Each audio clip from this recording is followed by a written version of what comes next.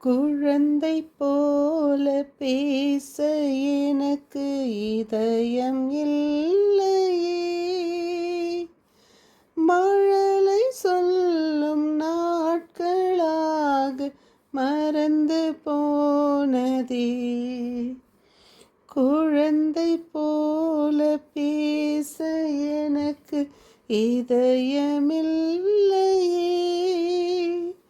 மழலை சொல்லும் நாட்களாக மறந்து போனதே.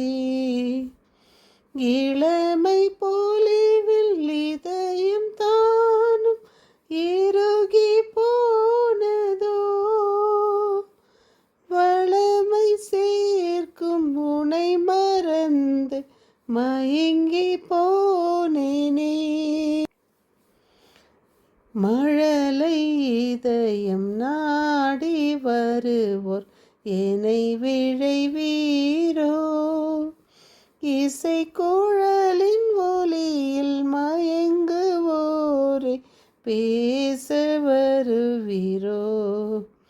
மானை போல தவித்து நிற்கும் இதயம் பாரீரோ. தேனை போல அருள் சுரந்து தேற்றவாரீரோ.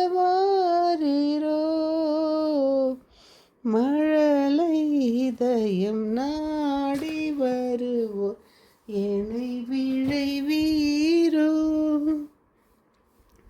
என் இனிய உறவுகளே, ஆம், நாம் இன்று 13/8/24 இருக்கிறோம்.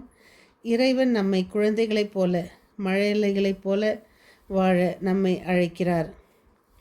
இன்றைய தூய நற்செய்தி மத்தேயு 18:1-5, 10-14. நாம் தொடரும் சங்கீதம் தொடர்ச்சி 37, 10, 11, 12. நீதிமொழிகள் 19:4-5-6. இன்றைய வாசகம் எசேக்கியா நூலிலிருந்து, இறைவாக்கினர் எசேக்கியா நூலிலிருந்து வாசகம் 2:8-3-4. நான் உனக்கு தருகின்ற இச்சுருளேட்டை தின்று உன் வயிற்றை நிரப்பு என்றார். அச்சுருளேடு என் வாயில் தேன் போல் இனித்தது. நாம் தொடர்கின்ற சங்கீத தொடர்ச்சி.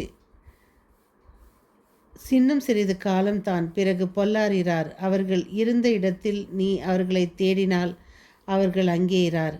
எளியோர் நிலத்தை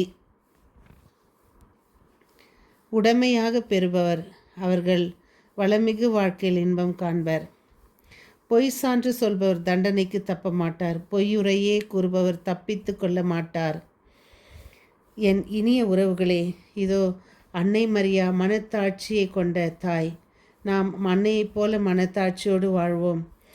இந்த சிறு பிள்ளையைப் போல் நம்மை தாழ்த்தி கொள்பவரே விண்ணரசில் மிக பெரியவர். குறுநில மன்னன் ஒரு முறை ஆலயத்திற்கு சென்றார். ஆலயம் முன்பு குருவானவர், நீங்கள் யார் என கேட்டார். நான் தான் இப்பகுதியை ஆளுகின்ற மன்னன் என்றார். அதற்கு குரு, நீங்கள் ஆலயத்திற்குள் செல்ல முடியாது என அனுமதி மறுத்தார். பிறகு மன்னர் சுதாரித்து கொண்டு, நான் ஒரு மனிதன், பாவி என்றார். அப்பொழுது குருவானவர், இப்பொழுது நீங்கள் ஆலயத்திற்குள் செல்லலாம் என்றார். தாழ்ச்சியுடையோரை ஆண்டவர் ஏற்றுக்கொள்கிறார். பதவி, பட்டம், பொருள், உலக ஆசைகள் என்ற நாம் வாழ்ந்து கொண்டிருக்கிற இந்த காலத்தில் சீடர்களுக்கு இதை உணர்த்தவே இயேசு சிறு பிள்ளைகளைப் போல் தாழ்ச்சி உள்ளத்தோடு இருக்க கற்றுக் கொடுக்கிறார். ஆம், காணாமல் போன ஒரு ஆட்டை தேடிய ஆண்டவர் அந்த ஒரு உவமை சொல்கிறார். ஆடுகளில் ஒன்று வழி தவறினால் 99 ஆடுகளையும் மலைப்பகுதியில் விட்டுவிட்டு வழி தவறிய ஆட்டை தேடி செல்வார்.